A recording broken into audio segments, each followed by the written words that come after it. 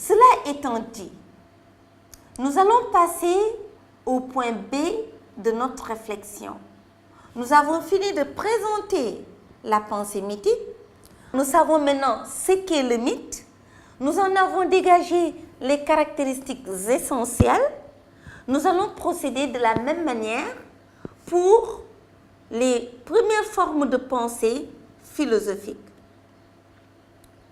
Premièrement, nous allons présenter la pensée des premiers penseurs qu'on a appelés les présocratiques. Les présocratiques, vous avez présocratique, dans présocratique, vous avez Socrate. Cet adjectif est bâti à partir du nom de Socrate, celui-là que l'histoire a considéré, a retenu comme étant le père de la philosophie. Donc, présocratique, cela veut dire les penseurs qui ont existé avant Socrate ou parfois qui sont aussi ses contemporains. Mais nous n'allons pas parler de tous les présocratiques parce que c'est moins le contenu de leur pensée qui nous intéresse que le mode, la révolution qu'ils vont initier, l'attitude qu'ils vont adopter, cette attitude toute nouvelle, c'est celle-là qui va nous intéresser pour pouvoir opérer la comparaison que nous avons annoncée. Nous allons juste prendre l'exemple des Milésiens. Les Milésiens, ce sont les penseurs qui ont vu le jour dans la cité grecque qu'on appelle la cité de Milée. L'histoire en a retenu 3. Le premier d'entre eux, c'est Thalès de Milée, Anaximandre de Milée, Anaximène de Milée. Il y a un point commun chez ces 3 penseurs. C'est que pour la première fois dans l'histoire de l'humanité, nous allons assister à la naissance d'un type de pensée totalement neuf. Ce type de pensée est neuf. Pourquoi?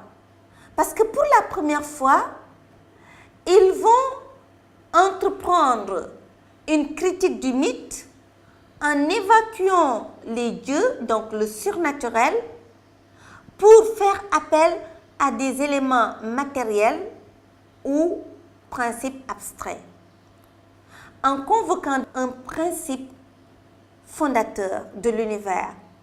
Donc ce ne sont plus les dieux qui vont expliquer l'origine de l'univers, mais ce sont des éléments matériels ou bien des principes abstraits. Par exemple, pour Thalès de Milée, il a constaté, eux tous d'ailleurs, que derrière le flux apparent des choses, le monde demeure. Ils ont constaté par exemple, les saisons changent. Il y a l'hiver, l'automne, le printemps, l'été. Il y a le jour, il y a la nuit. Il y a cet homme qui était enfant au départ, il devient adolescent jusqu'à la vieillesse. Donc il y a du changement dans l'univers. Mais derrière ce changement, pourtant, les choses demeurent telles qu'elles sont. Alors, ils se sont posé la question de savoir comment l'univers matériel s'est-il formé? Ce ciel si pur, ces astres, les étoiles, comment tout cela est venu à l'existence, à l'être, si l'on veut? De cette question du comment, ils se sont posé la question de savoir, mais quel est l'élément premier qui a existé avant toute chose? Parce que l'univers est composé. Il y a le feu, il y a l'air, il y a les atomes, il y a autre chose. Ils se sont demandé alors, quel est l'élément premier qui a existé avant toute chose? De cette question de l'élément premier, ils se sont posé la question de savoir également, mais pourquoi cet élément et pas un autre? C'est en ce sens d'ailleurs que nous disons, les premiers métaphysiciens, la métaphysique est une branche de la philosophie qui réfléchit sur les principes, qui peut avoir comme objet, du moins, les principes premiers. Pour la première fois, ils ont posé la question du principe de l'univers. Donc, le point commun de tous ces penseurs, ils ont trouvé un principe unique qui va expliquer l'origine de tout. Chez Thalès de Milée, l'origine de tout, c'est l'eau. C'est l'eau qui est le principe qui explique tout. Mais voyant les difficultés de la pensée de son maître, Anaximandre de Milet va changer de principe. Pour lui, le principe de tout, c'est l'apeiron.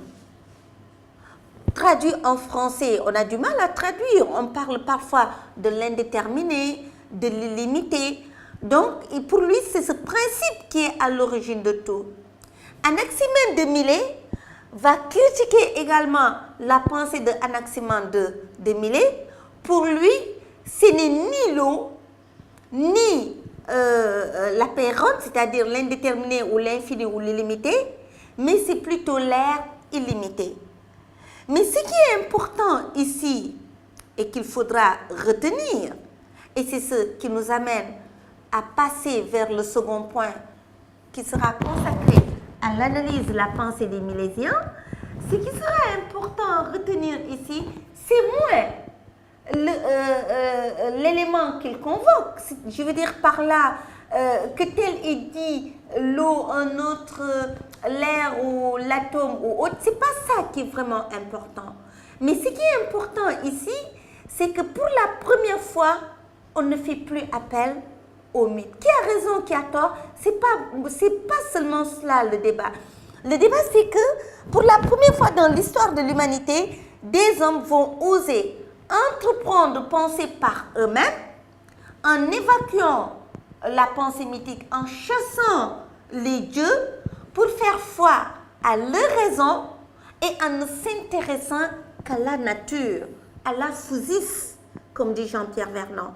C'est-à-dire pour eux, on n'a pas besoin de sortir de l'univers pour trouver le principe qui va expliquer tout ce qui se passe à l'intérieur de l'univers. Donc, ils vont tenter d'expliquer l'origine de l'univers à travers des éléments naturels, comme nous l'avons dit, ou bien des principes abstraits. L'explication possède de la raison. Donc, il manifeste ici une certaine foi en la raison humaine. La raison humaine, elle est capable par elle-même de comprendre non seulement ce qui se passe à l'intérieur de l'univers, mais plus tard de comprendre l'homme lui-même. On n'a pas besoin de faire appel à des éléments extérieurs pour expliquer l'univers. Il nous suffit tout simplement de rester au sein de l'univers. L'univers en lui-même renferme son propre principe explicatif. Donc, nous allons procéder à la comparaison entre la pensée mythique et les premières formes de pensée philosophique. Ce qu'on peut dire tout de suite, parce que quand même pour pouvoir comparer des choses, il faudrait qu'elles aient quelques ressemblances. Voilà pourquoi nous avons dit, mais elles ne sont pas identiques. Ressemblance ne veut pas dire identité. Donc, la pensée mythique et les premières formes de pensée philosophique ont des points de ressemblance que nous avons appelés ici dissimilitudes. Mais à côté des similitudes, il y a également des différences. Quelles peuvent être les similitudes? La première chose que nous pouvons noter, c'est que aussi bien le mythe que la philosophie, ils procèdent tous de la même intention. Quelle est cette intention? Il y a une volonté de comprendre le monde et de l'expliquer. Cela veut dire que la pensée mythique, tout comme la philosophie, cherche à répondre aux besoins naturels à l'homme de comprendre. Il y a une exigence chez l'homme parce que l'homme est un être doué de conscience. Grâce à sa conscience, il est présent dans le monde. Il sait que le monde existe, que lui-même il existe et que donc il a la possibilité de s'interroger sur les phénomènes qui l'entourent, mais également sur sa propre existence. Donc, le mythe, tout comme la philosophie, cherche à rendre compte de l'univers, de ce qui se passe dans l'univers, mais également de l'origine de l'univers. Cependant, il ne faudrait pas que cette similitude nous fasse perdre de vue que la pensée mythique est radicalement différente de la pensée philosophique. Première différence au niveau de la logique. Il est vrai, il y a une forme de rationalité à l'œuvre dans la pensée mythique, tout comme bien entendu dans la pensée philosophique, mais ce n'est pas la même forme de rationalité. Dans la pensée mythique, la logique qui est mise en œuvre, c'est une logique de la révélation. Cela se comprend parce que le mythe fait parler des dieux. Lorsque les choses se sont passées, lorsqu'elles se déroulaient, les hommes n'étaient pas présents. Donc on ne peut que leur rapporter comment les choses se sont passées. Et il n'y avait que les dieux, parce que c'est des événements primordiaux comme nous l'avions dit au départ. Et seuls les dieux étaient présents. Donc c'est les dieux qui étaient informés, c'est eux qui détiennent la vérité. Donc ils la révèlent aux hommes. Ils la mettent à la disposition des hommes. Donc c'est la raison pour laquelle nous parlons de logique de la révélation. En revanche, tel n'est pas le cas pour ce qui est de la rationalité philosophique. La logique à l'œuvre dans la pensée philosophique, c'est une logique de la recherche. C'est Pythagore, ce présocratique qu'on attribue l'invention du mot philosophie, c'est lui qui disait que les philosophes, ce sont ceux-là qui observent avec soin la nature. Donc s'ils observent avec soin la nature, c'est pour découvrir la nature, donc c'est pour rechercher ce qui se passe à l'intérieur de la nature. Voilà pourquoi nous parlons de la logique de la recherche. Parce qu'ils ont fait foi en leur raison, ils entreprennent de rechercher. C'est une recherche parce qu'ils sont conscients de leur ignorance et comme ils sont dotés de lumière naturelle qu'on appelle la raison, ils ont dit, nous allons utiliser notre raison pour aller à la recherche de ce qui se passe à l'intérieur de cet univers. Ça, c'est un point important. Deuxième point important, dès le début, nous avons dit que la structure du mythe, c'est le récit. Le mythe narre les événements, le mythe raconte, le mythe relate. Tel n'est pas le cas. Il ne s'agit plus, dans la nouvelle forme de pensée qui naît, qu'on appelle la pensée philosophique, il ne s'agit plus de narrer. Les philosophes ne narrent pas. On explique, et d'une explication rationnelle, c'est-à-dire qui procède de la raison. Et il ne s'agit plus maintenant d'exposer sous forme poétique, avec une imagerie dramatique pour faire pleurer, en faisant appel à l'émotion. Non, cela est évacué. Désormais, il s'agit d'exposer. Voilà pourquoi nous avons dit l'explication est non seulement rationnelle, mais elle se présente sous forme d'exposé pour ce qui est de la philosophie. Puisqu'il en est ainsi, il y aura nécessairement une différence du point de vue de la vérité. Pourquoi? Parce que la vérité mythique, puisqu'elle procède d'une logique de la révélation, bien entendu révélée par les dieux, c'est une vérité qui s'impose à tous. Tel n'est pas le cas pour ce qui est de la philosophie. La vérité philosophique ne peut pas s'imposer parce qu'elle procède de la raison. Or, comme le dit Descartes, la raison est un instrument universel. La raison est issue en partage à tout le monde. Voilà pourquoi elle définit l'être humain. Tous les êtres humains sont dotés de raison. L'homme est un animal rationnel. Donc, puisqu'il en est ainsi, le discours nouveau qui vient de prendre forme ne peut plus se permettre d'imposer sa vérité. La vérité, elle se prête à la discussion. C'est une vérité ouverte, placée sous le regard de tous, livrée à une publicité entière. Donc n'importe qui, parce que simplement il est doué de raison, il a le droit de s'emparer de la question philosophique, d'y prendre part et d'apporter sa réponse. Voilà pourquoi donc c'est une libre discussion. En réalité, ce sont les règles du jeu politique, parce que la philosophie est née dans un cadre de la démocratie. Donc ce sont les règles de la démocratie que la philosophie va emprunter pour ne plus imposer une vérité, mais la prêter tout simplement à la libre discussion. Qu'apportent les Milésiens de nouveau et de différent par rapport à la pensée mythique? Pour le comprendre, on peut se mettre à l'écoute de Jean-Pierre Vernant. Il dit ceci: c'est à travers l'élaboration d'une forme de rationalité et d'un type de discours jusqu'alors inconnu que la pratique philosophique et le personnage du philosophe émergent, acquièrent leur statut propre, inaugurant une tradition intellectuelle originale. De l'oral à l'écrit, du chant poétique à la prose, de la narration à l'explication, le changement de registre répond à un type d'enquête entièrement neuf, neuf par l'objet qu'elle désigne, la nature, physis, neuf par la forme de pensée qui s'y manifeste et qui est toute positive. Nous allons dégager tout simplement la quintessence de la pensée de Jean-Pierre Vernant parce qu'il résume parfaitement la nouveauté. Jean-Pierre Vernant le dit, les Milésiens ont inauguré une tradition intellectuelle nouvelle. Comment ont-ils pu inaugurer cette tradition intellectuelle nouvelle?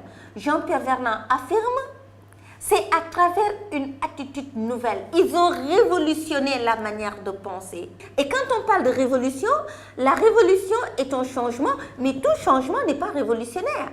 On parle de révolution lorsque le changement est radical.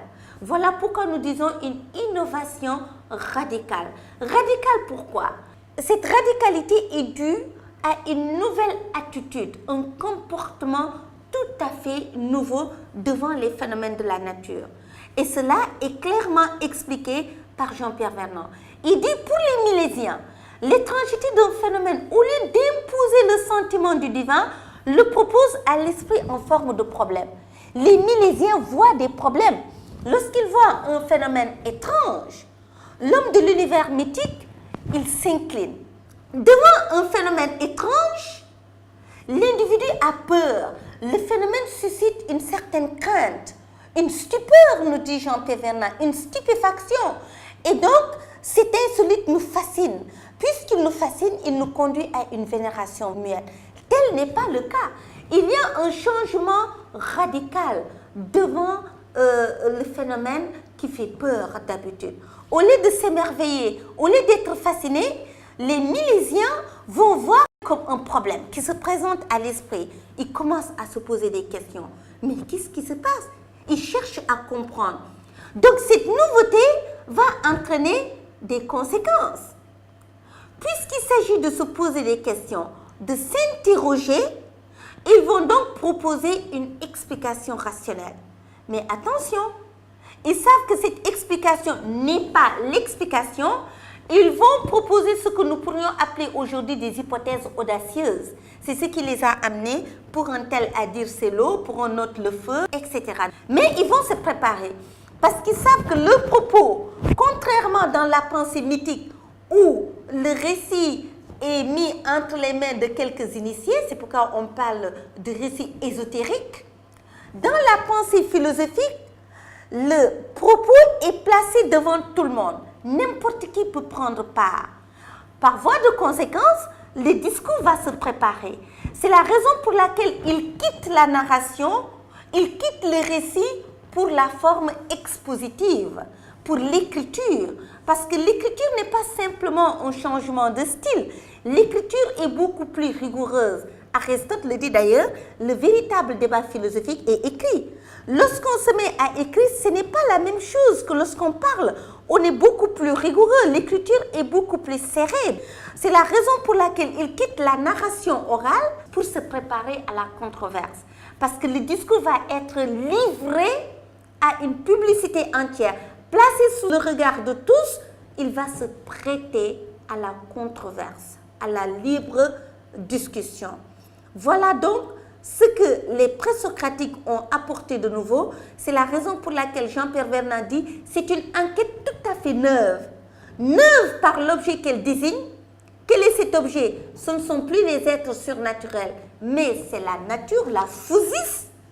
Neuve également par la manière même de poser les problèmes. Donc, En résumé, voilà ce que les présocratiques ont apporté de nouveau. Cela devrait maintenant nous permettre de répondre à la question que nous nous sommes posée au départ. Quelles ont été les motivations originelles de la philosophie? Autrement dit, qu'est-ce qui a poussé les présocratiques, les premiers penseurs aux recherches philosophiques? La réponse que nous allons apporter ici ne peut pas surprendre. Elle doit apparaître en filigrane. Vous devrez déjà la deviner. Premièrement, ils ont considéré que l'univers et tout ce qu'il renferme contient son propre principe explicatif. C'est ce que nous avons dit. Le type d'enquête, une enquête neuve par l'objet qu'elle désigne, la physis. On n'a pas besoin de sortir de la physis pour trouver les explications de tout ce qui se passe à l'intérieur de la physis. En restant dans la nature, on peut trouver toutes les explications qu'on veut. Mais ce n'est pas tout. Le moyen est important.